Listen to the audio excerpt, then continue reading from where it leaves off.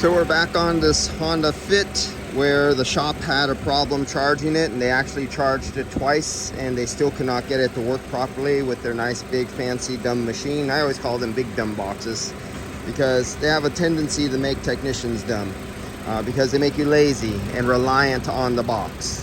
But if that's, you know, all somebody wants, then that's what they want. You can't talk them out of it. And I showed the results in the last video that it was contaminated with air. They were having a problem with this thing with the engine surging up, and then they could hear the air conditioning comes on and it would lug down the engine, and the engine would lug down under load and then cut out and surge up, and it kept doing that. And we all know that's pretty conclusive of an overcharge, but yet they have a big fancy dumb machine that says it charged it correctly. The 3.8% air, sorry about the noise, but we got some dumping off wood over there. The amount of wood waste that they dumped in that big old dumpster over there in the last hour that I've been here, I could build a house with all that. If I could just cut it, splice it together, there's enough wood in there to build a house.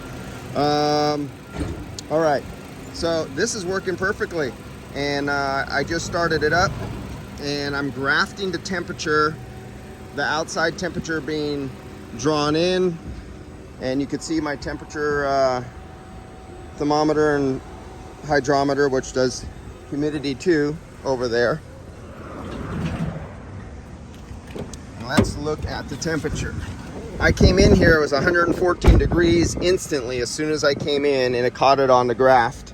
Oops, I dropped it. Let's see what we got going on here. As you can see, the spike way up here, whoops, that spike is over 100, and it was 114 up there. Oh, I can't get it, but that was 114 degrees, and that was 5 minutes ago. There we go. We just hit the 5-minute mark. If you can see that there, it's grafting out the temperature over time, coming out of the dash. And you can see outside is 85 degrees. There you go. And out of our dash, we have 52 degrees. And this is kind of a typical Honda. Their air conditioning sucks. So we took care of the shop's problem. They normally have those big dumb machines, and the big dumb machines don't always work perfectly. But the thing is, they don't tell you they don't work perfectly. It just does what it's going to do. And if you put in 400 grams and it puts in 500 grams, you don't know that. But you talk to the manufacturer and say, oh no, that can't happen. And they go, oh, we got these excellent systems, and they purge air. As you see from my readings, when I tested the refrigerant, it had 3.8% air mixed in with the refrigerant. So we know that's wrong. And we no longer have the engine surging. You can see the tachometer right there. We have a nice smooth engine, so he no longer has that problem. But some of the systems he sends out are just barely working, but they're coming out cool out the dash, and that is good enough. I really feel sorry for the customers. But remember, they will sell equipment and machines to anybody, no training required. To get in this business here in the state of California, you can hire a person who's never opened a book in their life, can't read, deaf, blind, and mute, and you could put a wrench in his hand, and if he could swap parts off a car and put them on out of a box, he is considered a mechanic. And that's all.